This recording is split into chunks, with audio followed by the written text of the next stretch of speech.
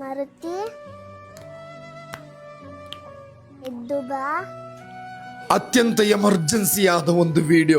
ಕೇವಲ 8 ತಿಂಗಳಿನ ಹಸುಕೂಸು ಚಿಂತಾಜನಕ ಸ್ಥಿತಿಯಲ್ಲಿ ಉಡುಪಿಯ ಮಣಿಪಾಲ್ ಆಸ್ಪತ್ರೆಯ ICUವಿನಲ್ಲಿ ತನ್ನ ಜೀವಕ್ಕೆ ಬೇಕಾಗಿ ಅಪಹಪಿಸುತ್ತಿರುವ ಈ ಕಂದ ಮಗನ ಜೀವ ಬದುಕಿಸಲು ದಯವಿಟ್ಟು ಆದಷ್ಟು ಬೇಗ ಈ ವಿಡಿಯೋ ನಿಮ್ಮ ಫ್ಯಾಮಿಲಿ ಫ್ರೆಂಡ್ಸ್ ಗ್ರೂಪಿಗೆ ಆದಷ್ಟು ಬೇಗ ಶೇರ್ ಮಾಡಿ. ನನ್ನ ಮಗುನ ಉಳಿಸ್ಕೊಡಿ.